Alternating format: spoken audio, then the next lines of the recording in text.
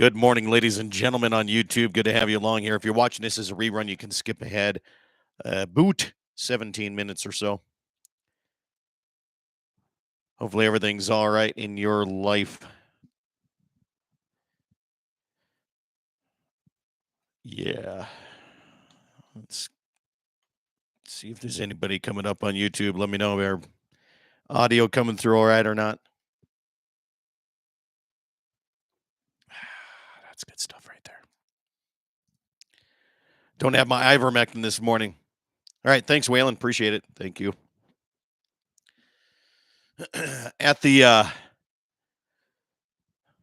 condo down here in Lead, South Dakota. Did a little Terry peeking yesterday. May go that I don't know. We might go today. Just may go for a little bit longer today. I didn't wreck myself. I didn't tear anything up yesterday. So there's another day we can do that. So good enough.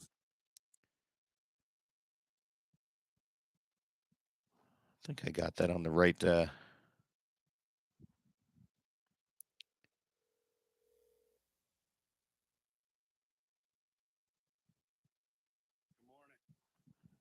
Hold on there, John. I'm trying to get you hooked up here. Why isn't that working here? Hold on a second here.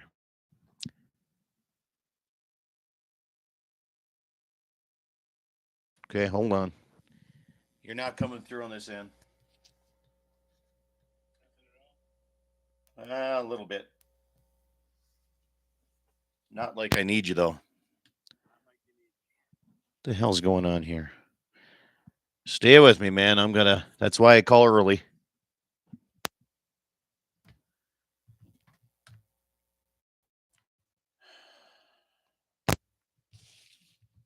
Okay. Try talking now. What the hell? Well, you're coming through my phone, but you're not coming through my actual mixer board. How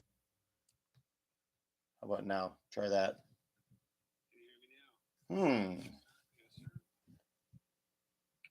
Interesting.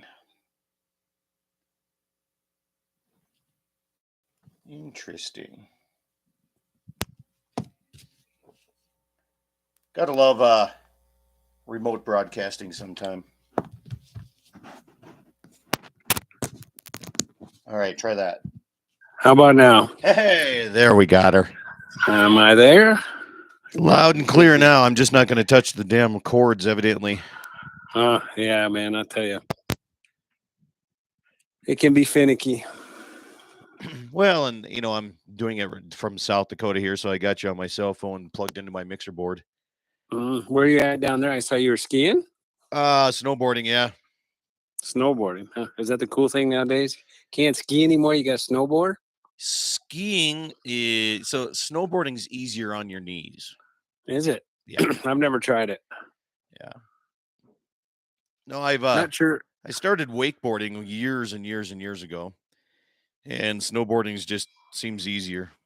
Okay, tell me. So I tried wakeboarding one time, and I was a pretty good skier. I mean, I can pop up, I can jump off the dock on one ski and all that stuff. But the guy was telling me we were in this boat and it didn't have a lot of power, but when he was telling me to get up, I couldn't. I mean, I wouldn't even pop out of the water. I mean, I was just ripping my arms off. But I later came back and went on YouTube, and they showed you're supposed to just tuck yourself in a ball. And it just kind of rolls you out. Yeah. And I was putting my legs out like I do when you ski, kind of bent kneed a little bit. And there was just so much pressure, and it just would drag me, and I couldn't hold on. Yeah. And it's different too. I mean, did they have a wakeboard tower on their boat, or were they pulling off the back of the boat? Probably off the back of the boat. That's difficult. Yeah. If you have a tower, it's a lot easier. There's no doubt about it. But I don't know. You're asking the wrong guy. I just go and have a little fun once in a while. No expert in it. No, and like I said, it's one of those deals at my age. You kind of want to still do it so you can say you did it. But damn right. The smart part of me says, if it doesn't go well, it's gonna hurt. So you can control your speed. You know that. Yeah. Yeah. Jamie Brecht messaged me on Facebook. He's like, keep those ACLs, like, don't tear your ACLs. I'm like, I don't understand why people, they go and they try to wreck each other, or what the hell the deal is here. I don't do that. Like, I have a better chance getting hurt during calving season at home than I do on Terry Peak. Hold on. Damn audio went. All right, are you there? Oh, this damn cord here is messing with me, John. Still not working? It's going in and out. I got it now. Okay. I just need to stop and not touch anything, evidently. The one thing that helped me skiing is I played hockey. And so you know how to skate then. Well, yeah, and what transfers over is how to stop, because that's most people's fear is stopping. And you stop on skis just like you do on hockey skates. And so no matter how fast I was going, I could stop. Yeah. And I wasn't always in control, but I could stop. Control's overrated. I could stop. Control's overrated.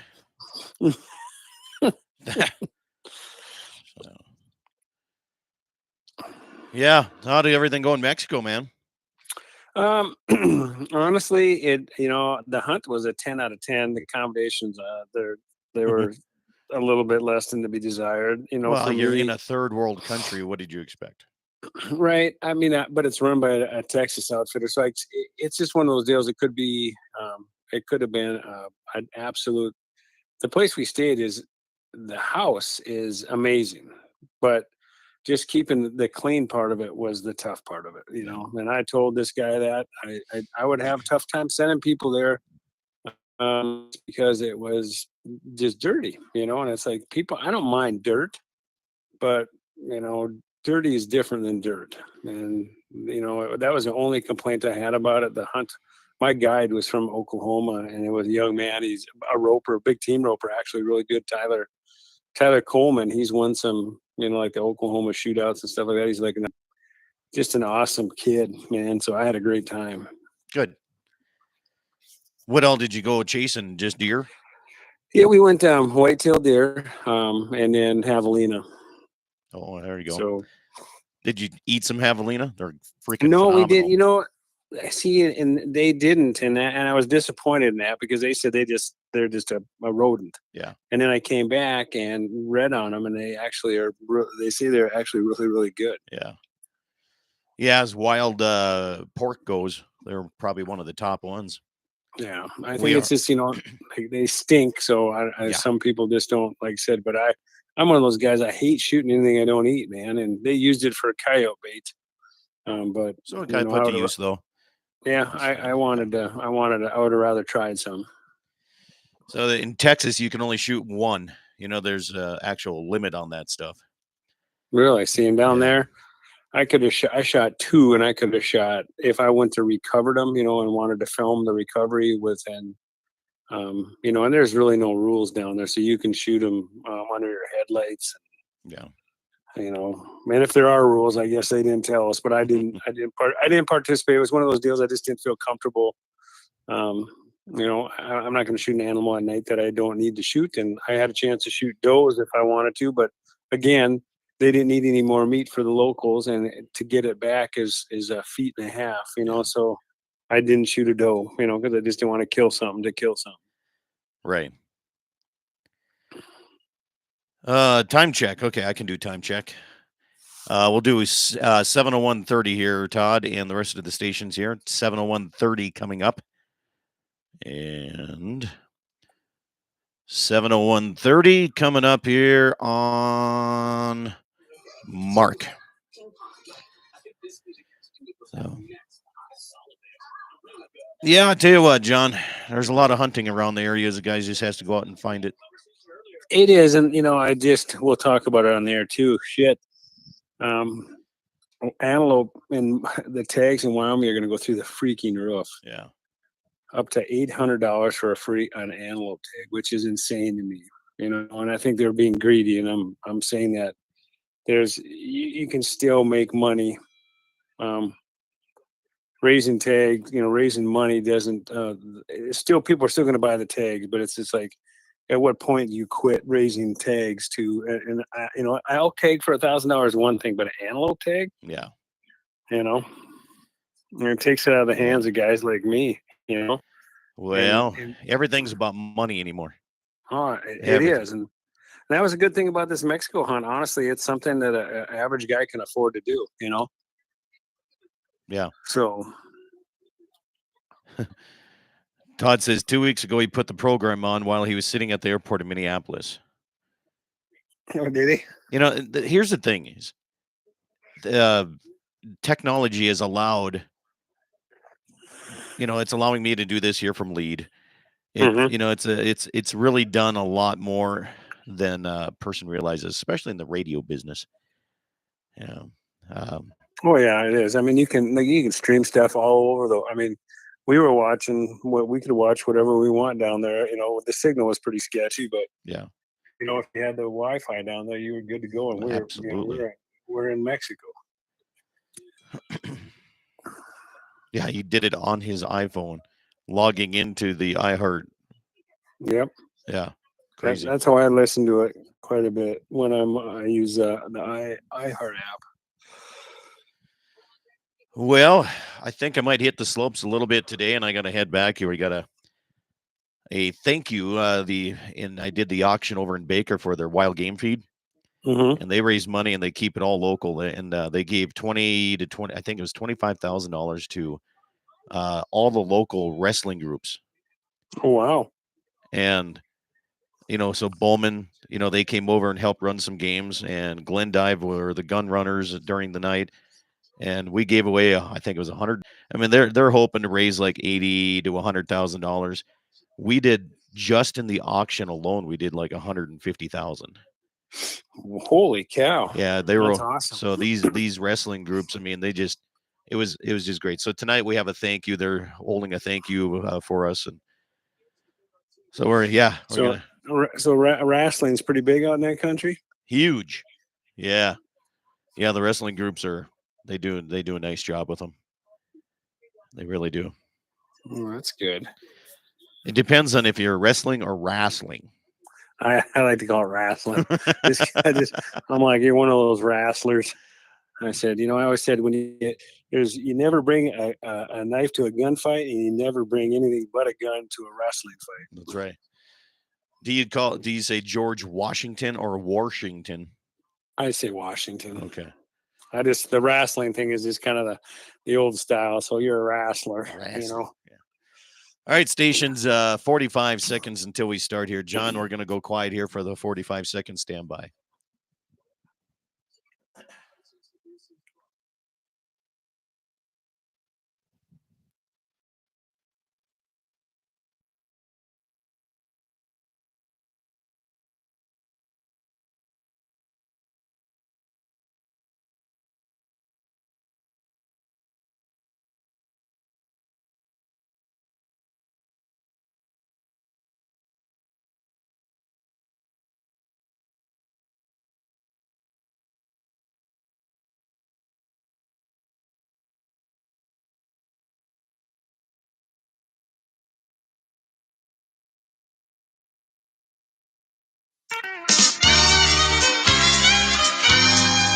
Good morning, everybody, and welcome to the Saturday edition of Dakota Prairie Outdoors, broadcasting from Lead, South Dakota here today, all across the Dakota Territory, including stations all the way from Minot, KCJB, Minot, KFYR in Bismarck, Mandan, KLTC Dickinson, KOLY in Mobridge, and KGFX in Pierce, South Dakota, capturing 6 states and a couple Canadian provinces. John Arman is my guest here today, freshly back from the country of Mexico.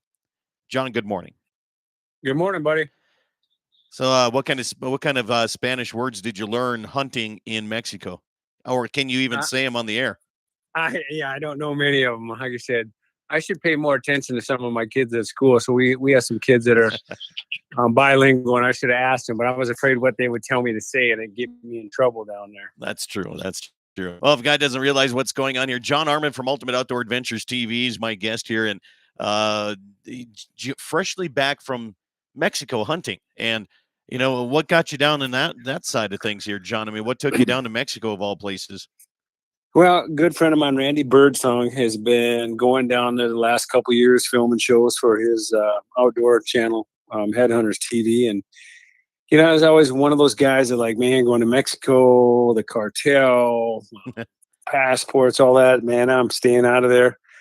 And the more I talk to Randy about it, and he's been down there with his whole family, and they're taking ladies down there, they're taking cousins down there, and they have never had a problem. And I've listened to some podcasts, and like these guys say, most of these outfitters are from Texas, and they've been doing it for, this gentleman's been doing it for 20 years down there, and he said he's really never had a problem.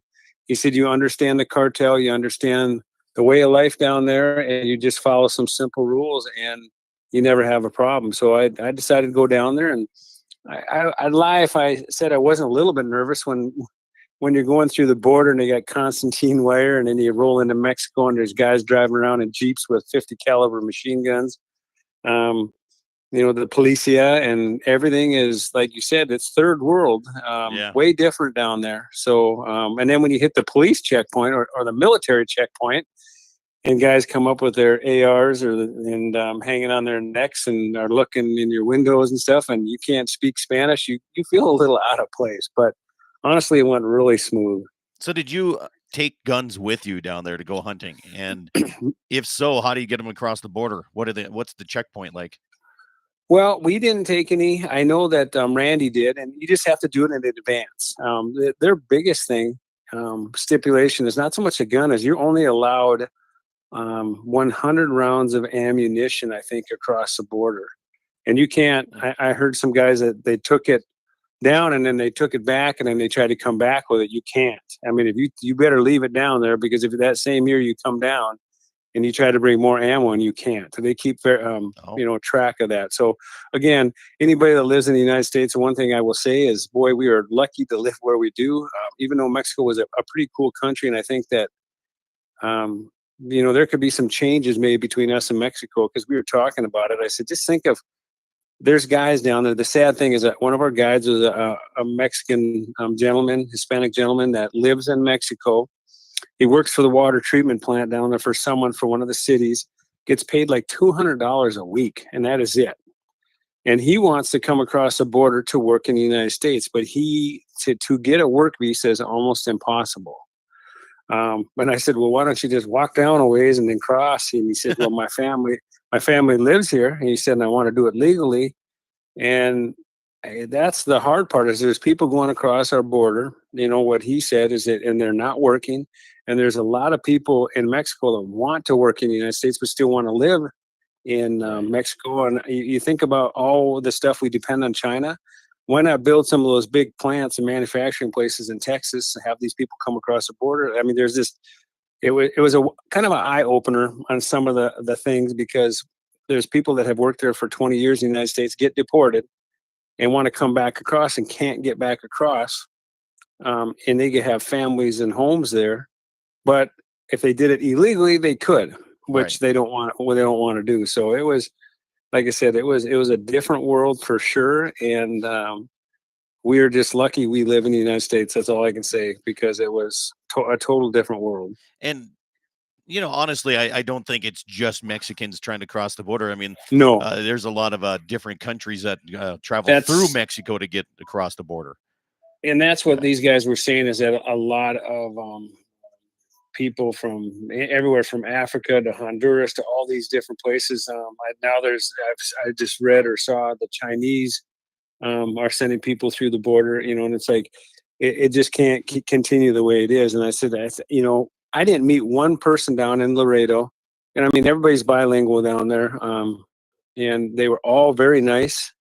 I had a Whataburger, which was an amazing hamburger, a fast food restaurant, something new. And but then when we got into Laredo, everybody I talked to, we went into a small village. And again, they recommend you don't go in those villages at night. You don't drive on the roads at night. We went there with a group of guys, had a true Mexican lunch, and of course, John ordered a hamburger. Good job. And supporting that beef industry. That's the only thing I could read on the menu is hamburguesa or something like that. I'm like, that's got to be a hamburger. So it was cool. And then we went through a drive-through grocery store. It's like a little store, and you actually drove through a barn or a house where there was mixing margaritas or morning drinks on the one side, and there were snacks on the other side. Awesome. So yeah, it was a cool experience. Are you going to open one of those in the Dakota Territory here, a drive-through margarita grocery store? I think it would be pretty cool. I said this was a real drive-through. I mean, you didn't drive. Ours are drive-arounds. These are drive-throughs. Yeah. Yeah. No, that's great. So, what was the hunting license? How do you obtain a hunting license going to a different country? Well, as far and then back to the guns. So we didn't take the guns across, and that's like I Sure. said. The only thing you got to do is I think you got to do it in advance. The licensing, we had no licenses. It's all through the outfitter. So when we shot our animals, the deer, he had the tags for it. We didn't have to sign any papers or do anything like that. I don't know if he had anything that was written down in advance to sign any papers or do anything like that. I don't know if he had anything that was written down in advance, so I didn't know a lot about that. But it's again, he said there's not a lot of rules and regulations in Mexico.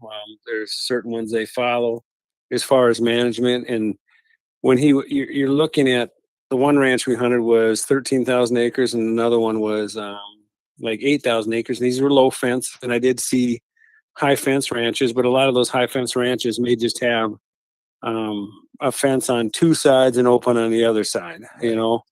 Um, so like I said, it was pretty cool.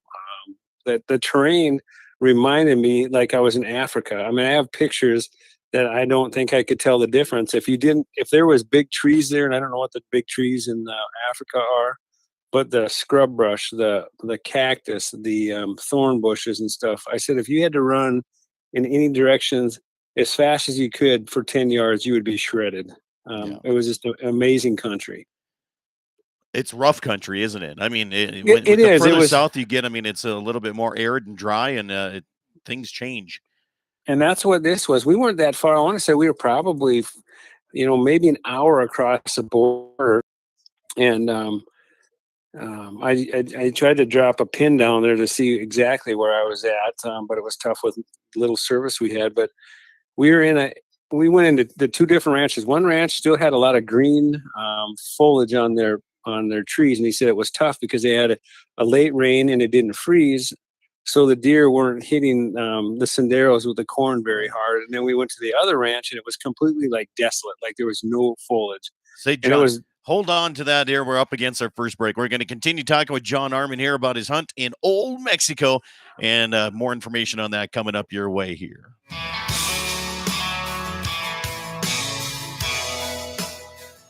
There's a reason that you're seeing more red Angus.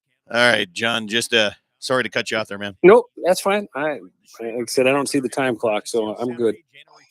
I'm hoping my time clock is right. They'll be selling 10-year-old red Angus bull, registered bred heifers, and commercial open replacement. Oh, good stuff. Good stuff. Within 500 miles, and you can bid online. I'm trying to find. So that bill is up now. Which one are we looking at here? I got emailed a whole bunch of them.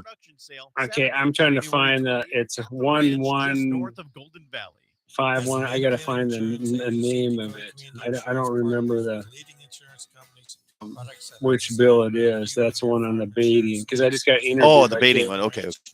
I got interviewed by KFY. There's another bill on there which I saw about ranching state land and it not being able to be posted. Yeah. Like if you're doing like school land, which again, I don't know if most people know that if it's posted, the landowner can't hunt it either. Correct. It's House Bill 1151 is what Wayne Moose says. Okay. Yeah. Gene Cox is con queso. Marty Beard asked, do they have any raccoons to chase down in Mexico? There's too much snow up here.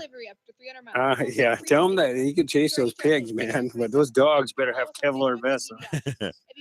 Eric says that we were talking about hunting licenses, Wyoming. He says you can buy a lot of beer for $1,000. Yeah, you can buy beef for, again, but beef isn't much. I love beef, but it's not fun to shoot. It's easy to shoot. Well, I shouldn't say that. No, I think I know they got old, they got some cow hunts too, because I think they were talking. Matter of fact, I think Cody Birdsong might have shot a rogue cow down there. Feral cow. Yep. I'll tell you right. I have one of my neighbors. He says he's got a. This was a while back, but he had a steer that had one leg longer than the other three. This thing was just mean. Like it would hunt you down. Like if you got out in the pasture, it would physically hunt you down. And he said I should do an archery beef hunt on that thing and sell that because nobody would get close enough to do that. Yeah, because I know I don't know if it's Texas, Mexico, or whatever, but they have these big wild steers. I mean, they're big. I mean, they're not even steers. I think they're bulls. I mean, they look like they're freaking, you know, they look like they're freaking huge bucking bulls or something down there. I don't know where they're at. But I said that would, like I said, I always wanted to see what kind of pasture I could get on a big animal like that. It'd be a lot better eating than maybe a javelina would be. Yeah. Well, boy, those things stink. Yeah. One came upwind of me, and that breeze hit me. And I was like, "Holy, it's just a musky smell. It's not kind of like smelling skunk, but it's not skunk. It's just that strong." Yeah. And the one of them I shot was one-eyed. He was old. His tusks were worn down on the bottom big time. And he had one eye. Yeah. And I wish I could have brought one of those back. And then I saw a guy that did a skull. If I ever shoot one again, I'm going to clean it out and get the skull back, or even do a full body mount because they are pretty little animals. Ugly as they are. Yeah. And then I was reading, and they told me down there too, and a guy pointed out that not even in the pig family, they're a rodent. They're like a rat family. Well, it's like when you go to Africa and baboons. They're a nuisance animal, you know. Yeah. Like when you shoot prairie dogs, they're shooting baboons and crap like that. So. All right, John, 60 seconds. We'll come back here. Stand by.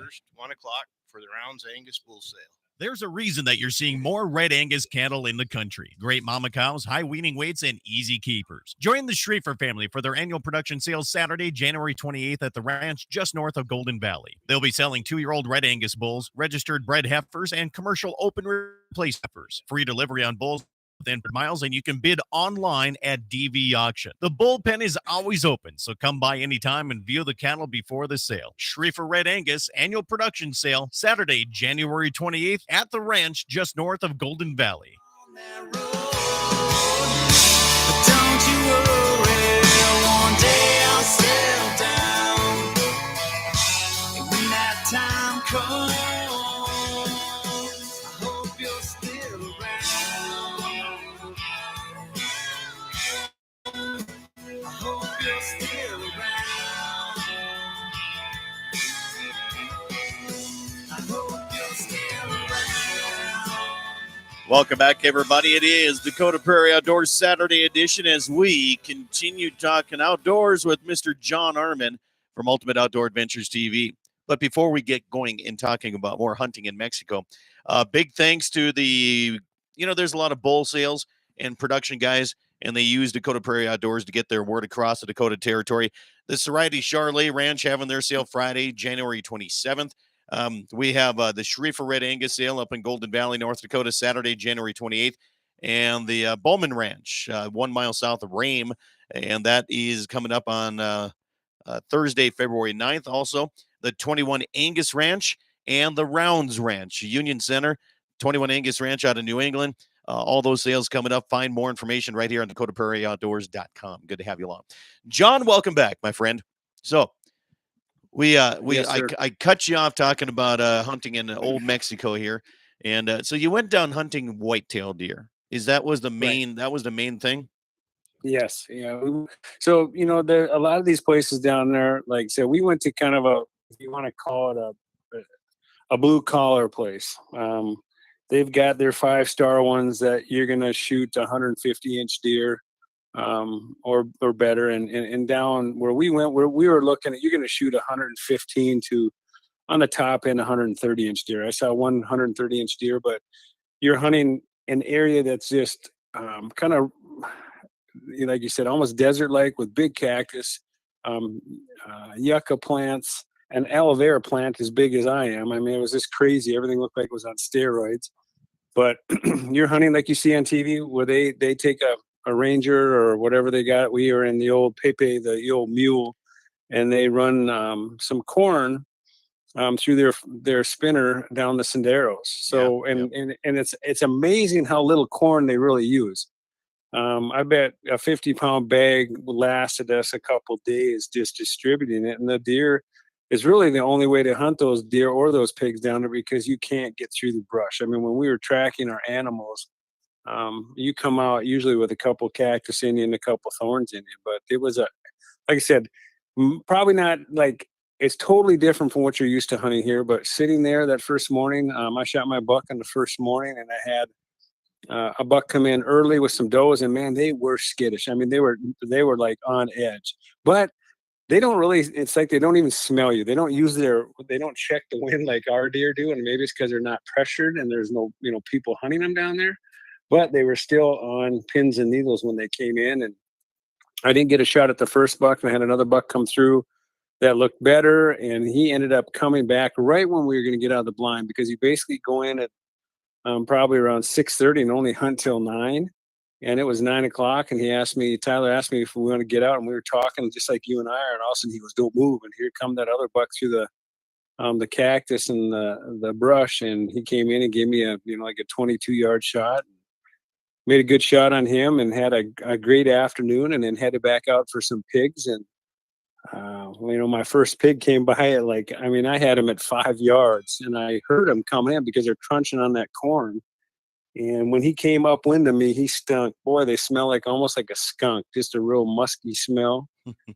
And put her in the old pump house, and then pulled him out and did the recovery and stuff. And had my first day was absolutely amazing. Yeah. Yeah. What did they do with the meat? What did you do with the meat from the whitetail or javelina for that matter? So if you want to take the meat back, you can, but it takes a little bit of doing because you're crossing an international border. Yeah. And then you get it on the plane and stuff like that. So what we did is they donate it to the local community. There's small towns there. And if you really want to get in good with the cartel and be safe with them, they donate some of the meat to the people. I forget what they call them. There's a special name. They have people all along every road, every 2-track, anywhere. You will see people living in the bush, and they live there, from what I hear, a week at a time. They have radios, and they're the lookouts for the cartel. And Really? these guys will stop and give them water or give them snacks and stuff, just again, because they know who they are, and they know that they're guides and outfitters, and they're helping the community, so they're not bothered. And it's kind of that relationship they have with them. And in this area we hunted, apparently back in 2011, it was a pretty tough place because there was a huge hacienda that was going to be a big outfitting business that just got abandoned because of the fighting with the cartel down there. But since then, it's this guy's been there the last 20 years and has not had a problem. So we ended up donating the meat to the local community, and then we got some of it back, and it was made into fresh homemade tortillas wrapped in corn husks, and those were amazing. A lot of people don't realize that, the old Mexico, they have a government, but the government really doesn't run Mexico. The cartel does. No, and that's the thing is yeah. the police would come down the roads with their lights on. I go, "What are they doing?" They go, "They drive their lights all the time because they don't want to surprise the cartel." And it was kind of crazy because when I got back out, and my wife was trying to get a hold of me, and my service was, if she goes, "Did you see what's going on?" And they had just captured El Chapo's son, and there was like a war going on in Mexico between the policia and the cartel. I mean, like they were shooting at planes, but it wasn't where we were, Yeah. So again, I tell people if they want to go down there, it was a pretty amazing trip, but you are going to another country. So I guess there is some risk involved, but I didn't experience anything that I was afraid of by any means. So John, I hate to point this out here to you, but technically you helped the cartel by giving, you gave them sustenance. You probably a portion of your fees went to them. And so you're to the problem now, John, come on now. I know, like I said, and like I said, it's kind of funny because when you talk to the locals there, that is their way of life. And like I said, the people, and I have kids that have come up. One of our boys that came up, the story he tells about coming across the United States and having to be handed off to people that he didn't know. And I mean, it is heartbreaking because they're fleeing their country for a reason in some of these places. It's just that it's just the wrong way. When the people do it illegally, then it's tough. And like I said, I think that there's things that could be done between us and Mexico because they're like Canada. They're our closest. We're not at war with Mexico. We don't particularly care for the drug cartel, but there's some things that could be done. I think between us and Mexico to make those borders more productive. Because as you all know, try to find workers here in the United States. Apparently, people that live Yeah. here in this country don't want to work because we have job openings everywhere. And the people I met down there are very hardworking in the area we were at. Absolutely. So, I mean, this is off of the hunting side of it a little bit, but let me ask you this question: when just in your conversations with some of the folks down there, how much of the cartel is infiltrating the United States? Do you think? From what they're saying, that the gentleman I said, that I talked to, he said, with an open border, he said, you don't know what's coming through. And he said the scary part is because they deal with it too. They have people coming in. I forget the nationality they were talking about that they don't like having in Mexico, so it's no different than anywhere else.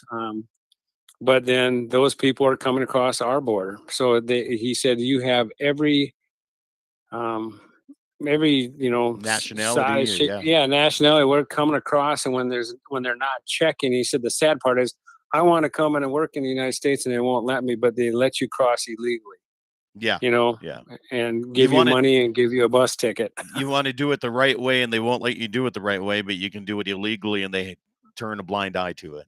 It is because it That's was sad. crazy. Yeah. I sat on the plane with a young lady and she was 30 years old. She was Caucasian from Oklahoma, and her husband, her common law husband, was a Hispanic man that has been working in the United States for 20 years and got deported.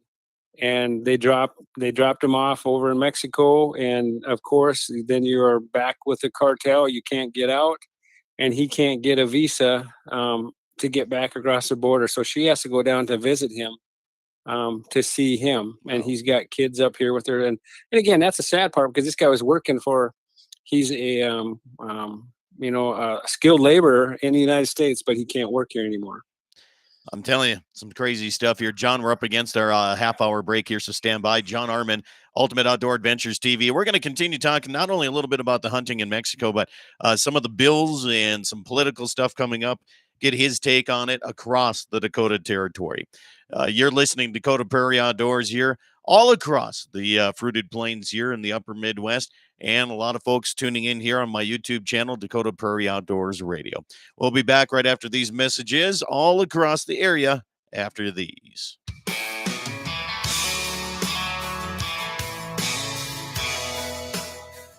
There's a reason that you're seeing more. All right, John, they're on a 5-minute break here, so there you go. All right. Still on YouTube. I'm No, that's saying fine. Like I said, we can still talk on the YouTube side. And again, I don't, like you said, and that's what they said. There's two governments down there. Cartel is a well-oiled machine, and I don't know. I can't imagine that we couldn't do something with that country, with our military, and we build that wall.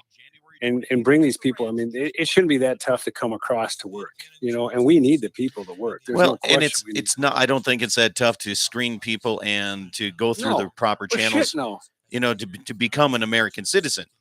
No, they make it too difficult, and then by opening up the border and so these people that are coming across now are going to become citizens. And and they're not vetted or anything. So what sense does it make to? Someone's going to pay you, so they got to pay for a work visa or pay to be a United States citizen. Instead of making them pay and vet them, we let them across the border and we pay them to come across the border illegally. Yeah, I hear you, man. Yeah, it's just you can't fix stupid. No, offense, and it's running rampant. About our generation versus generation now. We were worried about what kind of beer we were drinking. These guys are worried about what they call themselves, whether it's it, she, it, he, be, or whatever. It's like, holy crap. Yeah, I think the cartel has more to do in the United States. I think they got some high up people under their control pretty heavily. They talked about, I watched a special on MS-13, the gangs, and it's like they're everywhere. They're in Italy. I mean, they're everywhere. Yeah. And I work with a Hispanic gal that came from um, Mexico and stuff. And she said they're in North Dakota. She goes, I see them all the Absolutely. time, and I'm sure I see guys that the tattoos. I'm almost positive are MS-13. Yeah. You know, so yeah, it's like I said, Corruption at its finest. yeah, it's like I said, it's crazy. And hopefully now with Jim Jordan and those guys and that stuff start doing some things because like we don't have a chance in the United States unless they make things fair again. There can't be this one-sided crap. You know, we just got to be equally forceful on both sides. You know, and it seems like it's been so lopsided the last few years that nothing can get done. You know, we just come back in and try to straighten it out, and they mess it up, and we try to straighten it out. And it's got to be you have to run. You have to have the same standards as I do and held to the same accountability as I do. We can't be different. Yeah. You know. Yeah. Yeah. How many more laws does a person really need? We don't. That's a problem. Is that they Yeah. don't. It's like gun laws. Okay, here's the deal. Yeah. How simple is it if you commit a crime with a gun? It's a minimum 20 years. I mean, shit. Think about it. Yeah. Friggin' and then keep them in there. You know, then people don't start making them. It's the same thing. It's like I said, these other countries, like look at what's her name. You know, that Dingleberry, Brittany Griner. So she gets caught smoking hashish or whatever, and she's thrown in prison over in Russia. I said, over here, we'd probably give them a ticket and say, have a good day.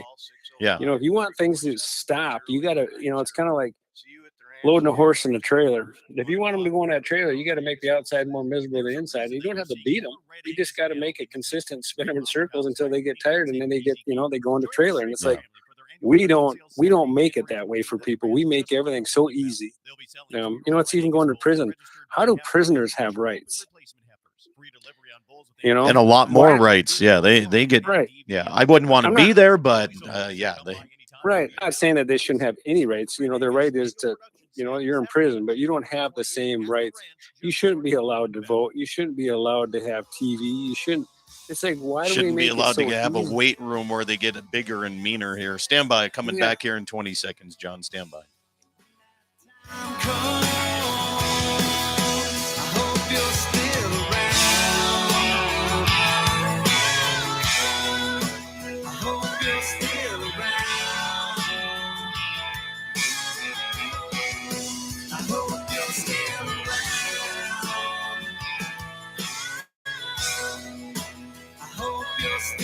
Welcome back, everybody. Dakota Prairie Outdoors Saturday edition continues here on a absolutely beautiful Saturday here. I'm broadcasting out of the Black Hills of South Dakota here this morning. John Arman from Ultimate Outdoor Adventures TV is my guest. John, guess what? I'm coming down the hill in Terry Peak trying to be young again and snowboard a little bit, right? Mm-hmm. There is a family out of Sioux Falls, South Dakota, and they listen to the radio program on my Saturday morning show. They also knew the daily program, and they said there's no radio stations in Sioux Falls that carry it because, the further east you go, it seems like they don't really agree with my way of thinking sometimes. But they catch it not only on the YouTube, but there's a couple stations they stream and they listen to it. So that was kind of fun when you run across somebody that recognizes it and they listen. It's kind of nice to see that once in a while. It is. It tells you you're doing a good job. Well, I wouldn't say a good job. I'm doing a job, but you're doing a good job. Depends on who you talk to. Yeah, well, the people that we talk to are the ones, like I said, and I shouldn't be that way, but it's like we need both sides. But that other side seems like they're losing what really is important in the world today. They're more worried about superficial stuff and what we call the name of people and everybody touchy-feely stuff, that instead of worrying about our economy and where our food's going to come from, and that they forget the important things. I've said that as some of these big cities could fall off the face of this earth, and it might be a terrible thing. We might lose some scenic stuff, but other than that, if someone like North Dakota dropped off, or Kansas, or places that conservative do all the farming and actually do stuff, this world would be in trouble. And so, like I said, I sometimes think that people forget what really is important. And it's not that they're not important, but in the realm of things, what is more important and what we need to take care of. Yeah. Well, let's go through some comments that have been getting on my YouTube channel, and we'll go through these here. The best way for Americans to fully and finally appreciate their constitutional rights, unique to the United States, is take a visit to countries like Mexico. And Yes. you see, and Darren says, he was in Mexico for the first time last year. He says it's crazy to see pickups full of guys just with guns driving around. Yeah, and, And- they're not average citizens. So it's not like us driving down the road going hunting and having a pickup full of guns. These are guys that are using them to enforce and keep other people without guns. Yeah. Both government and non-government. Waylon says he's been in Mexico twice. He had a great time. He was in Cancun and some other place I can't pronounce. Quite different though, right? Those all-inclusive resorts. I mean, much Oh, yeah, this different than is- the regular. Yeah, on this the other is side. this was old Mexico. This Okay, is down. okay. Yep, way different. Eric in South Dakota says corruption's everywhere, no matter what country you're in, and that's true. I mean, you see that all over the place, don't you? Oh, absolutely. All right, so let's talk a little bit about bills that are coming up. And for the listeners in South Dakota, I talked to a couple folks down here, Rolling Bones Outfitters over here in Spearfish. I talked to these guys, and they do more of the big hunts in Alaska and Canada and all those kind of bigger outfitting. But I was discussing it with Brian there, and South Dakota really doesn't do a lot of baiting for the most part, and North Dakota is looking at with the Game and Fish in North Dakota is looking at banning baiting altogether. I mean, that's truly what they want to do, right, John? I mean, there's no doubt about it. But there's a bill that's trying to take that power away a little bit. And how's that working out? Have you been keeping up on that? Yeah, I'm in a group, or a thread with guys that are dealing with it, and I also just went with J.R. Haven from KFWR and did an interview. And J.R. is doing a good job. He's going to be talking to the Game and Fish, and he's talking to the people that are supporting it. And I try to tell people, I said, my big push on this whole thing is, when people say baiting, honestly, I've been in a no baiting area since 2010. Yeah. And it has not affected whether I shoot a deer or not, but I am fortunate because I'm a landowner. I have a tractor, I put in food plots, and I'm able to manage the deer that are on our place and have good hunting. And right now with this CWD, there's this huge push on CWD. And I think the misconception, because I've been hammered by a group, the North Dakota backcountry hunters, and they pushing hard against it. And they look at us and say, you don't trust the science. And it's like, we believe, and I believe, that CWD is here. It's been on the landscape since the first time they found it in 1960. I believe it was probably here before that. So it's not that we don't believe the Game and Fish, not that we don't understand that CWD is here. Yes, it's here. It's spreading. It's spread. South Dakota, Montana, Wyoming have it way worse than we do, and they're no baiting states. Yep. The big argument and the reason this bill has come to fruition, or is coming up to be voted on or whatever, is because the Game and Fish and the other entities have not shown that baiting, the spreading of corn or anything else, actually spreads CWD any faster, any worse, or anything. So without that data saying that by putting out 50 pounds of corn, you're making it worse, people are asking them, why are you taking away my opportunity and my right that I've had my whole lifetime to sprinkle corn out to shoot a deer? Yeah. And that's what people got to understand. This isn't about ethics. This isn't about anything except that and I'm not going to lose anything because I've already lost it and I have the ability. But what about the kids? What about the mom and pops that only hunt a couple times a year? And if they want to sprinkle a little corn out there, I don't think it's hurting anybody, and those are the people that are going to be losing some of those opportunities. And that's why I've kind of voiced my opinion on it. If the Game and Fish would show me the science that shows baiting actually spreads CWD worse, and if we actually had deer dying at this point in time, we've had one deer that has been found dead or emaciated in North Dakota since they've been looking for it over the last 20 years. The units that haven't had baiting still spread CWD. So there's just not enough science to back up the reason that they're taking it away. Yeah. Does that make sense? It does to me. And another thing too is if banning baiting worked, why are they still claiming to find CWD? Yeah. So And evidently that's that the thing. it's not working. It's not getting better, but I think it's just I think it is a hidden agenda on that, John. I really do. I think they're just looking Yeah. at that to do it what they feel is right, right? Yeah. There's no science saying that it's helping or hurting, you know. And CWD is here. It's going to keep spreading. We're seeing that. And I'm a devil's advocate. Maybe the reason we don't have CWD as bad as these other places is because we actually allow baiting, which does spread the deer out. You think about it. I think about the wintertime.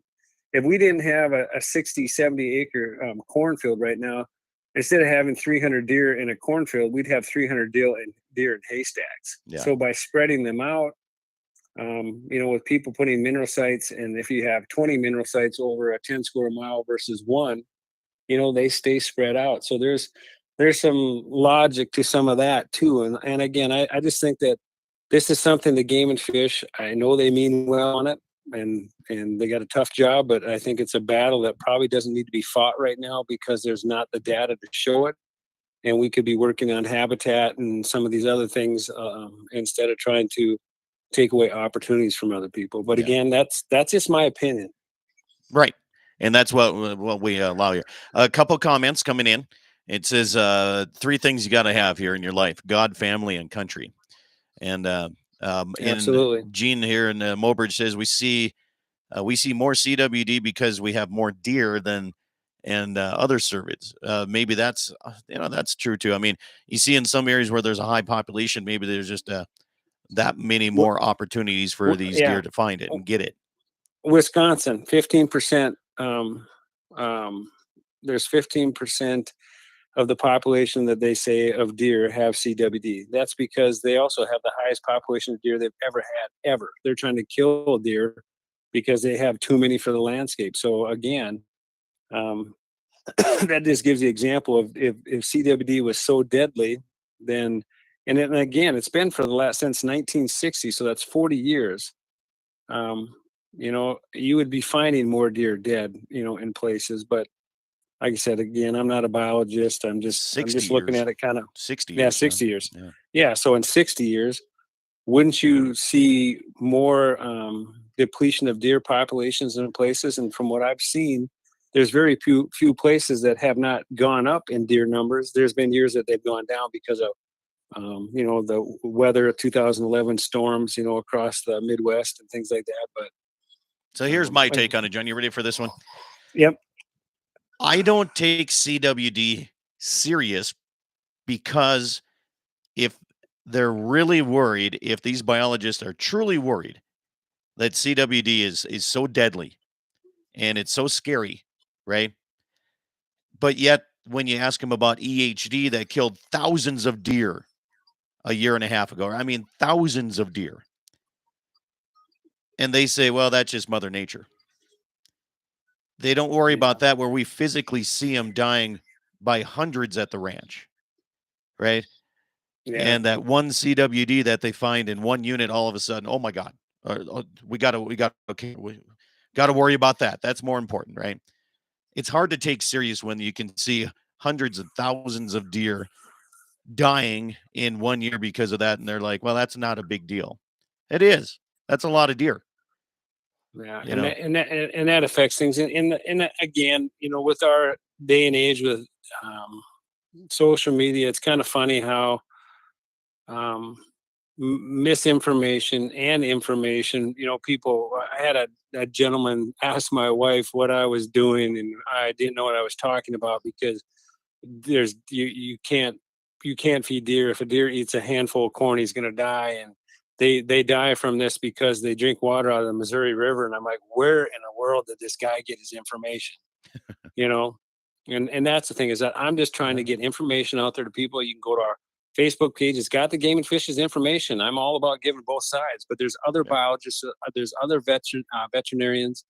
And again, you would think then our state veterinarians would get behind this. They would ban feeding of wildlife altogether, because again, The only people getting punished by this law, of baiting is the hunters, and that's why these hunters are, group of people are fighting against it, because you can feed wildlife in your backyard. I can put 1,000 pounds of corn in my backyard, and there's no problem. But the game and fish, I guess, because they only can handle how you take animals. That's why they're doing it. So, like I said, it's a little goofy all the way around. So people just have to read up on it and then call their legislature one way or another. If you support the bait ban, then go against the bill. If you're for it, then call your legislature or write a testimony. You can go online and do a testimony and say that you would like that bait bill to go through, so it takes it out of the game and fish's hands. So, and it's not to say that you don't want the game and fish to do their job, but again, the people, we voted before on it. Why aren't we getting a chance to vote on it now? Right. Text message comes in. Well, first up, it's I got all kinds of things coming in. Are you ready for that? Marty says complete control is gained through small steps. And we'll get to that here. Text comes in, says, Scott, does the bill allow the game and fish to prohibit baiting on wildlife management areas? He said, when reading this bill, unless he haven't found the complete bill, it pretty much reads as a complete prohibition of game and fish ability to set those rules on WMAs. I want to say it's for private land only. I don't, unless they switch the wordage. I don't know, because I know that they have a right now to stop baiting on any wildlife management areas, and in baiting areas and non-baiting areas. So I thought this was just for private land. Let me ask you this, John. It's my land. Why am I listening to somebody else tell me what I can and can't do on my property? Well, again, it's kind of like why you can only shoot one deer. It's because this game and fish is controlling it, so people don't. No, I understand. I understand the deer thing. Right. But if I want to, if I want to feed deer, you can feed animals all you want on your land. There's nothing they can do about it. There's no law against that. Right. Exactly. It's just if you hunt over it, if you're in a no baiting unit. Jamie wants to know if there's anybody listening that knows where there's 220 Swift ammo, because he can't find anything anywhere. So there you go. Quit shooting so much. All right. We have one guy, Eric, down here in South Dakota, says, what's your guys' thoughts on the Illinois AR-15 ban? Have you heard about this? Yeah, I mean, you're starting to see. I just saw another one about minimum amount of rounds in a clip. It's one of those deals that if you're going to ban guns and ban an AR, you might as well. I mean, you're not, in my opinion. Again, you're not taking the gun out of anybody's hands except the law-abiding citizen. And Correct. Occasionally we'll have a psychotic law-abiding citizen that will shoot somebody or do something. But again, if they don't use an AR, they're going to use a handgun. And it's always baffled me how the anti-gun people have tried to get, if you really took a gun away that caused the most death in our society, it would be a handgun, because I think it was out of 36,000 people that die of gunshot wounds back in 2020, 22,000 of them were self-inflicted gunshot wounds with a handgun. Mm-hmm. So it doesn't make a sense. It makes people feel good. They think they're doing something. Okay, so I might two things on that. They are switching the studies now. They're, instead of, like you said, 22,000 of those were self-inflicted. They're taking that away now. They're still counting that as part of gun violence. Okay. So they don't separate that anymore. And the new studies coming out from 2023 forward. And then also, if they're doing this in Illinois and they truly think that an AR-15 ban is going to help, then we should definitely see a drop in violent crime in and around the Chicago area. Right. Yeah. Right. I mean, and it's no different than everything else that we look at here. If it's truly the problem and you get rid of the problem, then there should be a change in it. They should be able to show that. Yeah. And I doubt you'll see that, though. You know that, Scott. I mean, how many crimes in Chicago are committed with the AR-15? Who carries around an AR-15 in downtown Chicago? I know. Yeah. I mean, again, it's, you take the city of Chicago out of Illinois, and what do you have? You have a red conservative state. You have a really good state. Yeah. Right. And it's just sad how we jump on these things. And again, if you want to look at the true problem, I mean, honestly, if you're killing yourself, what is that? That's mental illness. If you're shooting someone else, it's probably some kind of mental illness too, because a lot of this is done by homeless people. That some of these shootings. Why are we not taking some of that $50 billion we're sending to the Ukraine and start building some mental institutions, some clinics, and hire doctors, and start taking care of the people that are mentally ill in our own country? Because mental illness, to me, is the number one cause of the root of all this evil that's going on. Because there's some people that are really messed up, and it may not be their their fault. And unless you get them hospitalized and get them help, they're not going to change. Well, I agree. I think you hit the nail on the head right there, John. But you're talking common sense, and that doesn't go very far anymore. Oh, it's just think if you ran your ranch or your family like we do this country, we would all be in disarray. And I work with kids in the low income school, and I see it every day. I see how our social services works, and we don't have any beds for kids if they are mentally ill. We've got that homeless shelter next to us, with the United Way, which they mean well, but most of the people that are staying there, that I've seen, have some kind of mental illness, and they're not getting the help they need. Exactly. No, you're hitting it, man. Yeah, but I'll tell you, and that goes a long way. Not only with guns and violence, it goes with everything. Mental illness, right? And Yes. but that's a scary thing to talk to anybody about, is having that conversation. And I don't think anybody wants to have that conversation. Well, and you being a rancher, you know that in your own ranching community, there is depression majorly because of what you guys have to deal with. Yeah. And if people don't get help from friends or family, there's destruction. I mean, and I heard on Joe Rogan, suicide in Montana is one of the biggest things. Yeah. In Montana, this beautiful state. But again, is it because of the weather, the rural community? That I don't know. I'm not sure, but it's sad how much of it we have, and we're not addressing it. Well, John, we're up against the end of the show. We'll continue on the YouTube channel if you want to continue. But as it goes for the radio side, I appreciate you coming on here and giving us an update on your hunt in Mexico, giving us your take on what's happening politically here. Thank you so much for your time. You bet, buddy. Thank you very much. It's John Arman. You can find him at Ultimate Outdoor Adventures TV. You can find it on social media and videos all around. He's kind of a star. He's a big deal. Have a great weekend. Enjoy. All right, man. Again, thanks. Now we're on the unedited side of things. The unedited side. Yeah. Oh, yeah, like I said, and I still have not heard. If anybody's out there on YouTube, please tell me why we're spending up to, what is it, 50 billion, 90 billion on Ukraine. I have crap load of money. I'm sympathetic to their plight. I mean, I understand that we have to do something to help, but at what cost to our country? Where's the money coming from? Well, again, where the hell is it coming from? If we have, I don't know. If we have 50, think about this right here. Okay, let's do some basic math here. What was the last census of the United States of America? I don't know. 70s? Maybe there's done one since then. I don't know. I can't even go that much in my calculator here. But if you take $50-60 billion and divvy it up to legal citizens in the United States, that's a lot of money. Well, it isn't. It's a lot of money. Yeah. I've just never understood why and again, we're a great country. We're still a great country. Are we the greatest country in the world anymore? Well, we may think we are, but when you look at the statistics, we probably aren't anymore. Our military is weakened. Our technology is weakened. Our moral fiber is weakened. So things have changed greatly. Do I think that we would still pull our shit together and kick some ass? Absolutely, because that's our American way. I mean, we are strong. There's a lot of conservative people out there. There's non-conservative people I think will step up.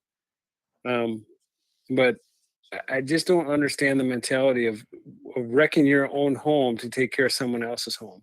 Yeah. And that's when you look at Portland, you look at Chicago, all these places that are so devastating as far as homeless. When you watch guys on the street pooping in freaking bags and whipping them at people, I'm like, what the frick? And then to have let people do that, You know, if they want to do that, then they should go take 1,000 acres or whatever, or freaking 10 square miles, and make them have their own little city. And if they want the mentally ill to stay out there and destroy each other, then go ahead. But again, Well, why aren't we not taking care of these people? John, they already have their own mentally ill, and that's called Washington, D.C. They already have it. You know, and it's sad Yeah. because there's some, you listen to some guys, and I like that Jim Jordan, some of those, you know, and even what's his mansion, they got common sense, but they're fighting against. Did you just hear the latest? They want to get rid of all gas stoves. I know. All I've gas seen stoves. that. I mean, what do you think? I mean, even, and I don't watch him, but I saw like that Peter Colbert, who's a left-wing nutcase. Even he was bitching about it. I mean, can you imagine? All great chefs, all people cook on gas. You would destroy. They don't think Pastor knows. You would destroy the restaurant industry. You would destroy the barbecue industry. I mean, you would definitely. It just makes no sense whatsoever. But the problem none. is that I mean, you're seeing this with Waters of the United States rule that they came out with in January here, January 1st. And it's affecting everything, especially if you have any type of water projects that you want to do on federal Forest Service property or anything. This WOTUS rule now is kind of screwing us over on this. But the EPA, and it's a feel good thing. It's like, you know what? If we get this, you know, this is our carbon footprint. They could care less if there's millions of people losing jobs over it. They could care Right. less about that. It's a feel good thing for them, and that's it. Hold on, I got to. It says, "Hey John, did you see any jackalopes in Old Mexico?" No jackal. I saw a chupacabra, and Chupacabra, I saw a roadrunner, and I saw a possum. a possum. Yep. Yeah. Eric says we need to take care of ourselves before we help other countries, and boy, do we need a lot of help in this country. We do. Yeah. It's sad. Yeah. Well, I tell you what, man, I'm gonna let you run. I think we're gonna Yep, hit the slopes for a half a day here and then head home. We'll have fun. Be careful. I'm headed to the ranch. Got to get I'm gonna go pick up my brother. We got the Ranger with tracks on because that's the only way we can get in there anymore. And Yeah. we'll pull my trail cameras and check on the cabin and see if we can't find a few sheds and see how things are looking down there. Boy, things are shedding earlier this year. I wonder. I found a good shed like 4 weeks ago. Yeah, it seems like things are dropping a lot early. Some of the small bucks still have them, but the bigger ones, it seems like they're dropping. Yep, and I wanted to mention to you again is you need to change your branding from Friday to Saturday. Rotate with somebody so I can come out and help you. I don't know about You gotta figure out how to do. I can't take. They won't let me take the last day of school off. Why the hell they do you don't have need school me. so late in the year? I don't know, Good man. Like I grief. said, I'd like that. You know me. I said I'd start it after Labor Day and end before Memorial Day. Yeah, You know, we don't need it. So I'll 'cause see. I want to join you sometime. It's gonna have to be wait until I'm later and retired. But I'm gonna get out there someday. We'll get you. We'll get you. All right, brother. All right, Thanks a man. lot. You bet. Have a good one. See ya. Bye-bye. Thanks, YouTube. Appreciate you guys hanging with me and having a little fun here today. And enjoy the day. It's actually pretty decent all across the Dakota Territory. Have a good one. God bless you guys.